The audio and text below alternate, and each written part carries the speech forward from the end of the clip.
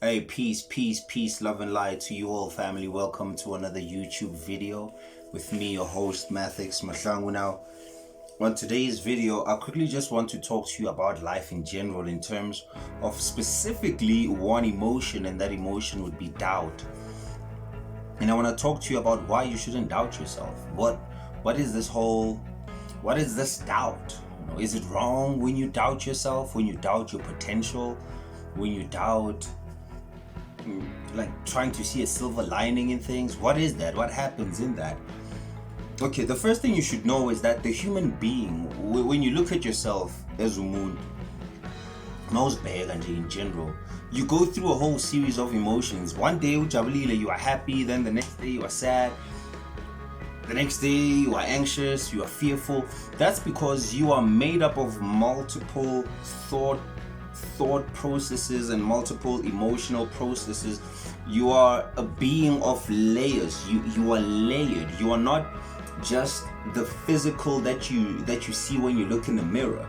When you look in the mirror in the morning, what you are seeing is 10%, and I would even say that it's less than 10%. So you are only seeing the surface of things. When you look at trees, when you look at things in nature, you are only seeing 10%.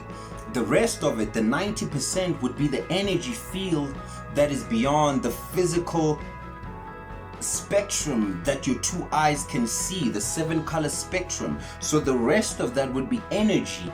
And the reason why we doubt, and the reason why Abu Koko and our ancestors put this for us in the form of parables, when they speak about Heru, when they speak about Jesus, when they speak about Krishna, when they speak about all these messiahs being messengers, and they say that be calm or be at ease because I have overcome. So you get people like, or entities or representative of a higher mental spiritual nature, such as your Jesus and all these people who came and say, hey Papa, I also came to the world, I also experienced temptation, I also experienced anxiety, I also experienced doubt, but be calm because I have overcome. What most people don't understand when they read the story, or when they read, I'll just use the Bible, when they read the Bible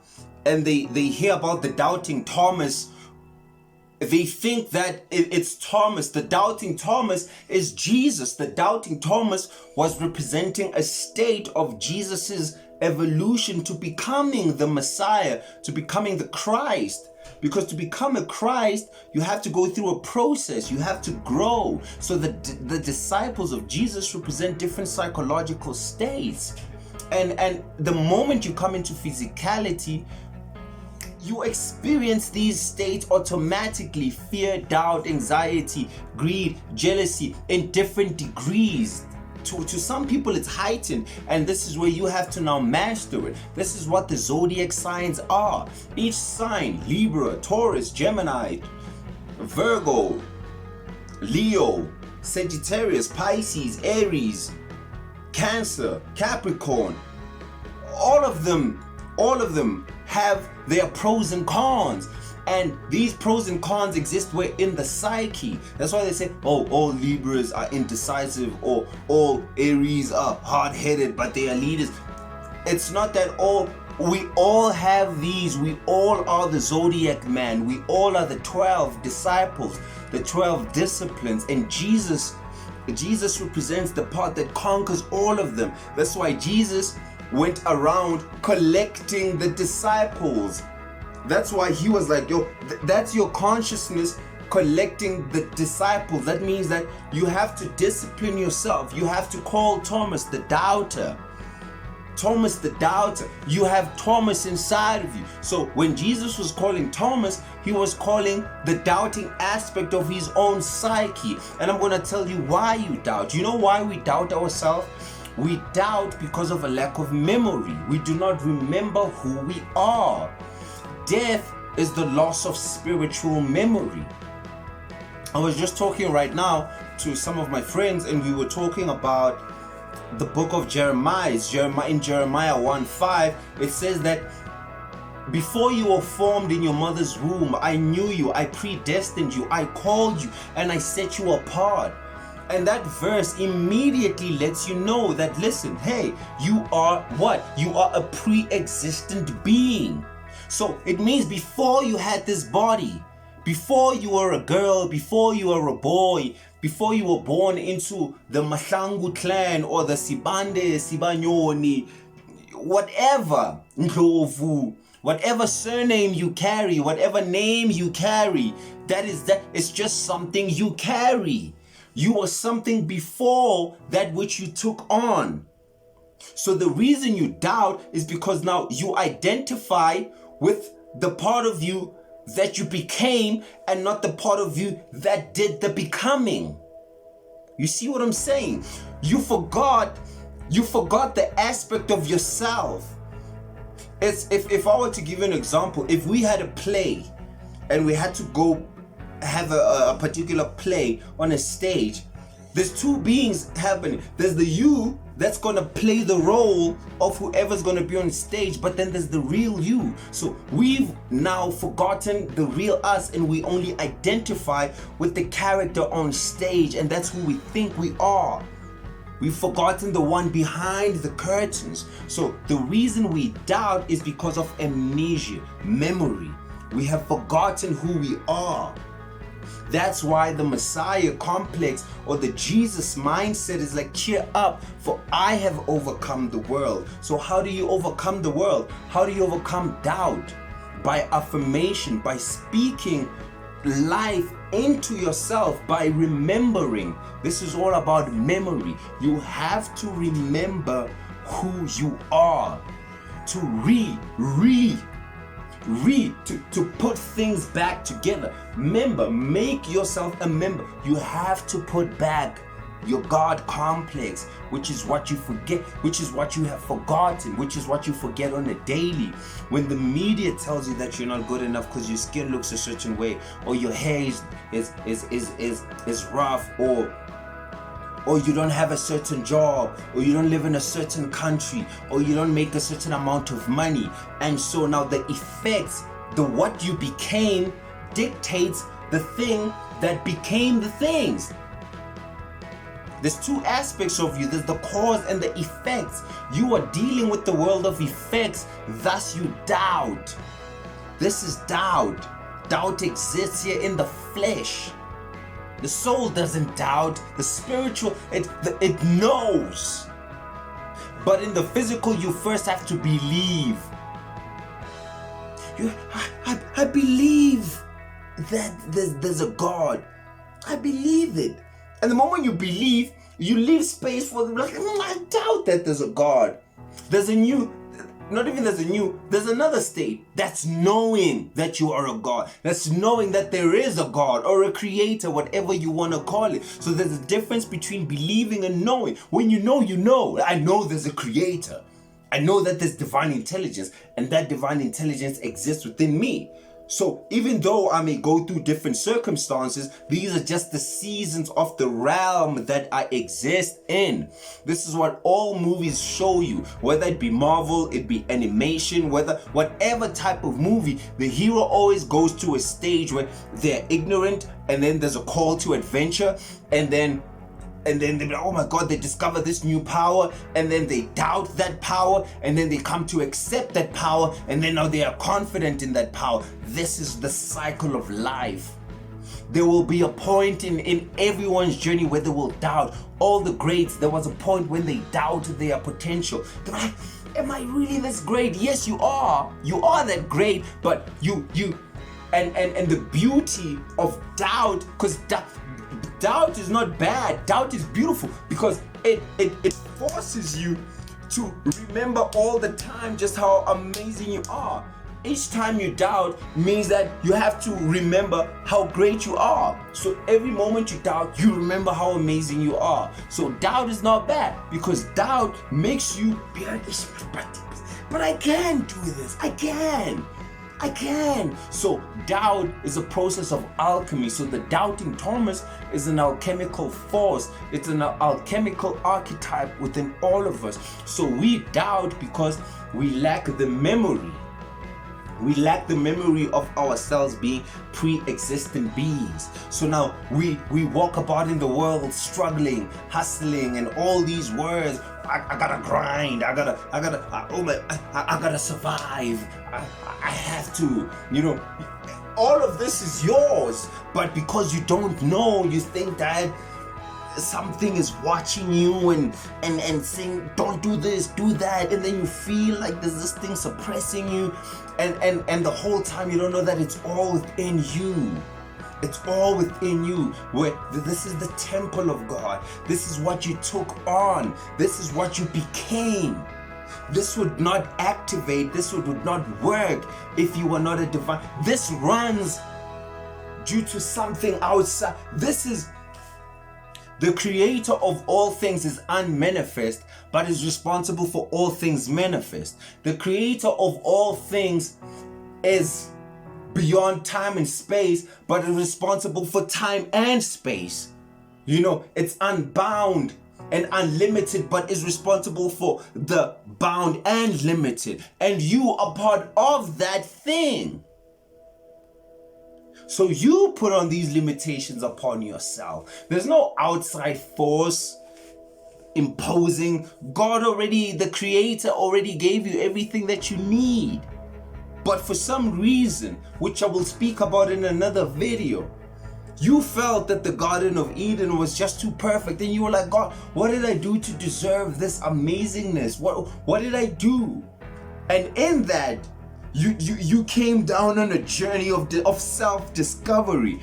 Simba in The Lion King, he was just born automatically. There's Pride Rock. He's supposed to be the king of that place. But then he had to go through Scar, he had to go through, oh my God, what is this? To run away, only to come back, only to what he had in the first place. There's a beautiful book that you should check out by Paulo Coelho. It's called The Alchemist, where it's this guy who goes on a whole quest to find a treasure, and at the end only to find, spoiler alert, that the treasure was where he started. So you already sitting on the treasure. The treasure is yourself, it's your soul, it's your spirit, it's the people around you. But you feel that you gotta go be famous, you feel that you gotta go have money, you feel that you gotta go. These are, go do these things because they're nice, but they are wants, they are not needs. In school we learned about wants and needs. The needs, it's the people in your life, it's your thoughts, your emotions, what you feel, your perception of the world. That's what you need. Everything else is wants, and it's wants are not bad because you are in a physical body for a reason. But the reason why you begin to doubt is because you've taken the wants, and then now you are associating them with the needs. Like, if I cannot have this car, I'm not amazing. No, the fact that you're just alive is enough for you to say that I'm amazing. Not what you have, it's who you are. That's the difference. Be rich. Don't be poor. Don't be poor. That's a mind state. Don't be poor. And if you're poor, don't be like, oh, because I'm poor, it means that. No, it's all in here. It's all in here. It's all in here. Just because you love spiritual things doesn't mean you have to be poor. And just because you're rich doesn't mean that you're not spiritual. No. It doesn't have to be an either or. It's about a balance. So you doubt because of a lack of memory of who you are and who you have been before the flesh. So the memory of ourselves is the problem. We doubt because, Aziza, we don't know who we are. The ancient Africans said, man, know thyself and you shall know God and the universe. Because the moment you know yourself, as within, so without, as above, so below, that automatically is a key for you to know everything else outside. Because everything inside is outside of you. The trees are your lungs, the veins inside of you are the rivers, your neurons are the stars, your bones are the stones, your skin is the soil. You are the earth. The earth is you. You are the universe is you. Experiencing itself is as a universe and as a human, all at the same time, but they're one and the same. So you doubt because you think that you are just this. We think that I'm just this body. I'm just this body.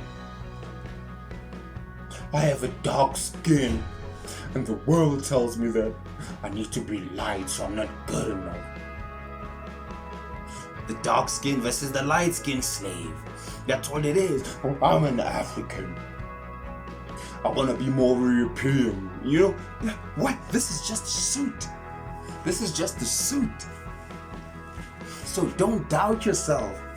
Tell yourself that this is nothing but a temple. It's a vessel, a temporary vessel that is housing an unlimited force. That is the true you. That is the true you. So it's okay to doubt. When you find yourself doubting, be happy. When you're like, I'm doubting.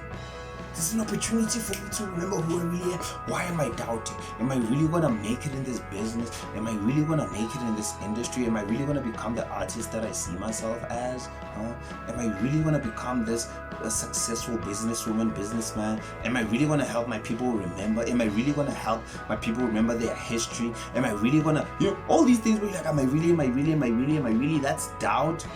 Or they could be just questions, but it gives you a point. It gives you a point of affirmation for you to reaffirm via the spoken word that yes, I will do it, because as a man thinketh, so is he. And what is a thought but a word? The spoken word. So you think it and then you say it. The moment you doubt, you're like, am I really gonna say? Am I really? Affirm it more with the spoken word. The moment you think it, like, am I really gonna be the successful person? Say yes. I am gonna be. Yes, I am. So counter your thoughts with your words, because the sound has a much more thicker vibration than the thoughts. The thought is in the air, it's the start, but then the moment it goes down in the lower, it becomes much more dense, physical. So that's why you even came down to the physical. You came down to solidify the idea of God's whole existence. You are the manifestation of God's whole existence. God had infinite ideas, but they had to manifest through something. And what they manifested through, and what makes you special, is the fact that you became the entity that God said, this thing that I'm going to build from soil will be the one that will be raised high above the angels or the angles of light, because you came down to the lowest of the lowest. You came down to the manure. You were the phoenix that burned down only to rise from the ashes. You came down to be the seed planted in the manure, in the darkness, in the melanin, in the ignorance. And from the ignorance, from the doubt, from the lack of knowing, that's the position your higher self wanted you in. It was like, look at you. Ooh, look at you, so ignorant. Look at you having forgotten the power that you are. Look at you having forgotten the divinity. What can I do from this point now? Now it's the controller of the game and the one in the game. Because from you forgetting, there's all potential. The moment you are on the floor and you have fallen, the only place for you to go is up. So doubt is good, because doubt sets you on the floor. And on the floor, then you look up and be like, oh, this is what Paul was saying in the Bible. He's like, when I am weak, I am strong. So in your weakness, be happy, because that's when the potential to be strong comes in. You don't become brave when shit is like amazing. You become brave in situations when you are like fearful and scared. That's when bravery is called upon. When everything is nice, there's no one brave, because everything is nice. But when things are weird, there's a system, there's a matrix, there's just, that's when we really see. That's when the creator's like, ooh, how can I get myself out of the sticky situation? And that's why you came here. And you only doubt yourself because you have forgotten who you are. But even in your forgetting, even in your ignorance, you are still a divine entity. You are still a divine being. And there is nothing that you can do to not be that, because you have always been that. Doubt is good. When you doubt, be happy, rejoice, because that only means you doubt for a reason. Everything has an opposite effect. If you doubt, What's the opposite of doubt? It's confidence. Confidence in what? In your God self. Peace to the family. Much love and light to you all, family. I just wanted to drop that by you. Much love.